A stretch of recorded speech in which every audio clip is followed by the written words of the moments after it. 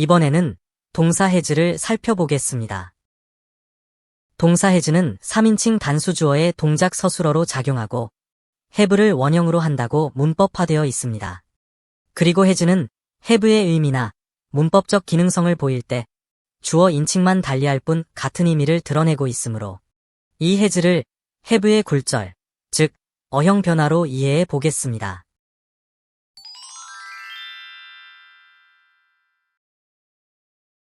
동사 has는 의미적으로 have와 같은 것일 수밖에 없지만 그러나 has를 선택해야 하는 주어부에는 대화에 인용되는 3인칭 주어로 제한될 수밖에 없는데 이러한 제한은 무엇이 유발시키는 것일까요?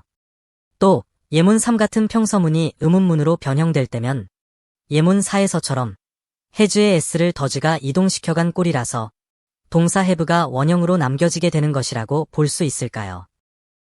have의 심층적 역할 기능과 그에 따른 작용 개념을 has의 어휘 속성으로 받아들여 have의 변형으로 본다면 s가 그나름의 역할 기능과 개념으로 작용하면서 이와 같은 문법 현상을 낳는 것으로 분석할 수 있을 것입니다. 여기서는 has가 쓰인 몇몇 구문들을 보면서 나름의 역할 기능을 가능하게 하는 심층적 작용 개념을 도출해 보겠습니다.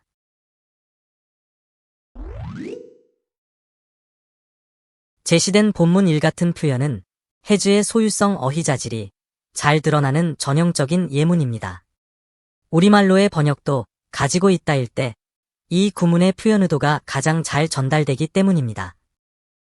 예문 1과 2, 두 표현을 비교해보면 같은 소유를 말하면서도 선택된 주어의 인칭에 따라서 예문 1에서의 have가 예문 2에서는 has로 달리 쓰이고 있습니다. 이 문법 규정에 따르면 예문 2의 주어가 3인칭 단수이기 때문에 s로 변형된 has가 쓰이는 것으로 이해되어야 합니다. 실제로 예문 2 표현 구조를 의문문으로 고쳐보면 has는 쓰여있는 통사적 위치에서 have로 대치되기 때문에 have는 has의 동작 형태만을 드러내주는 원형입니다.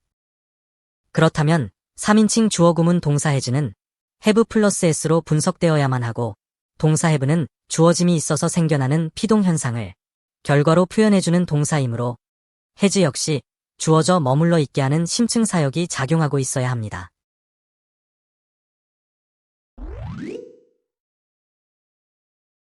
has가 주어져 있음이 전제된 동작을 하는 것이면 본문 이 표현에서의 주어짐은 무엇이며 머물러 있게 되는 것은 무엇인가요?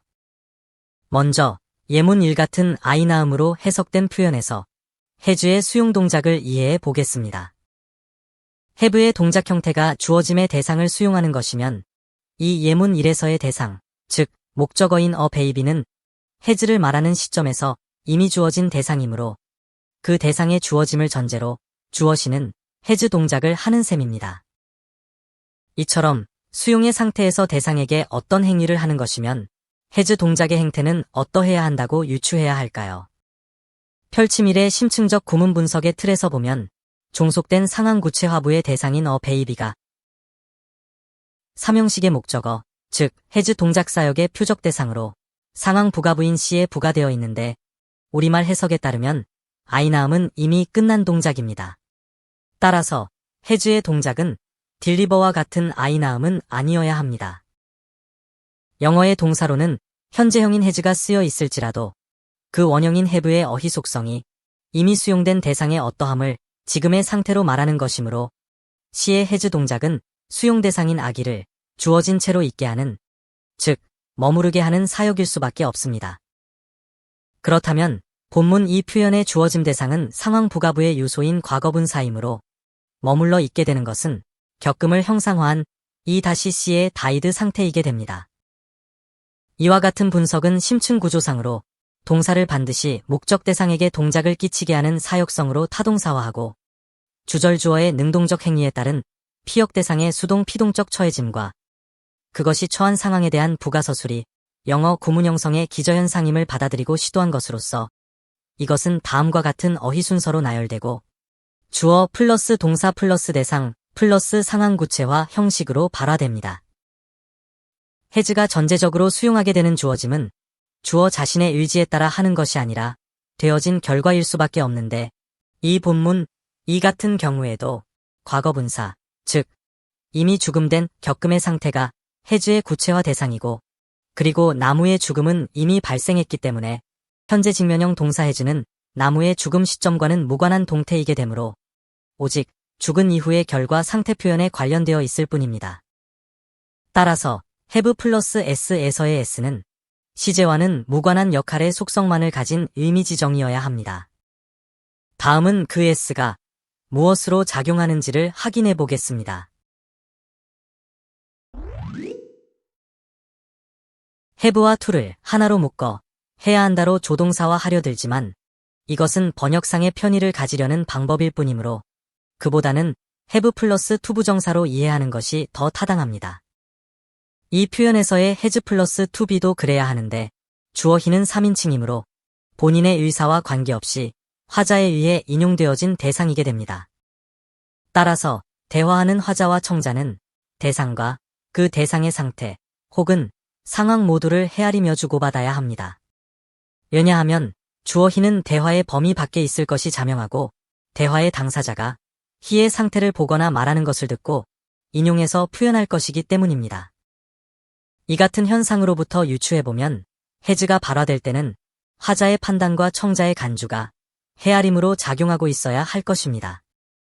예문 1에서 봄은 스스로 has 동작, 즉 주어져 있게 하는 능동적 행위를 하지 않습니다. 그렇게 보는 화자의 견해가 있을 뿐입니다.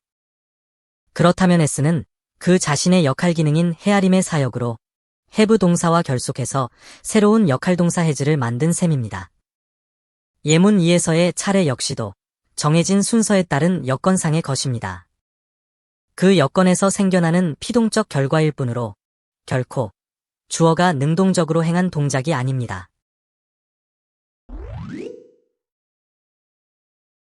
has가 have로부터의 새로운 역할어로 만들어진 것일지라도 그 s에 의해서 드러내는 헤아림 기능은 is 동사의 분간형 헤아림과도 무관하지 않아야만 합니다. 왜냐하면 제시된 구문형으로의 표현에서 보듯이 축약된 예문 1의 표현형이 의미상 2와 3, 두 가지로 복원될 수 있다고 보기 때문입니다. 예문 1 같은 S축약 표현이 예문 2와 3으로부터의 축약이라고 보면 축약 이전의 형태로 복원될 때는 예문 2의 is와 예문 3의 has 형태로도 나타날 수 있을 것입니다. 예문 1에서의 S가 축약에 의한 것이면 축약 이전으로의 구문 형태는 예문 2와 3으로 복원되어질 수 있을 것이고 이렇게 복원된 구문을 말하는 사람은 is와 has를 각각 선택할 때 각 동사의 역할 개념을 표현 의도로 반영했을 것입니다. 이런 표현들 서로의 관계가 문법적으로 유사성을 가지고 관련되어진 것으로 분석하게 되는 것을 보면 전미사 s의 헤아림 기능이 모두의 공통으로 작용하고 있다는 반증이 되는 셈입니다.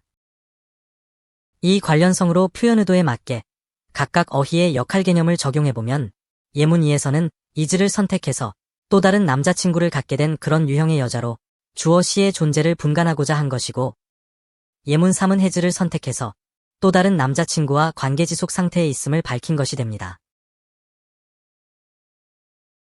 지금까지의 분석을 통해 드러난 has의 역할 기능적 특성과 그에 따른 작용 개념을 다음과 같이 정리할 수 있습니다.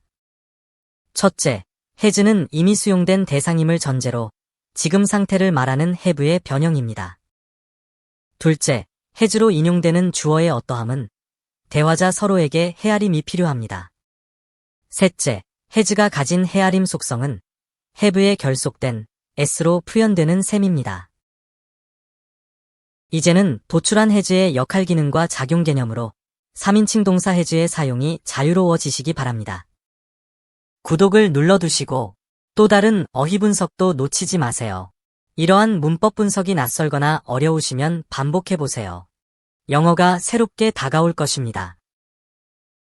자세히 보시려면 출판되어 있는 전자책과 종이책을 활용하세요. 물론 홈페이지에서는 무료로 보실 수 있습니다.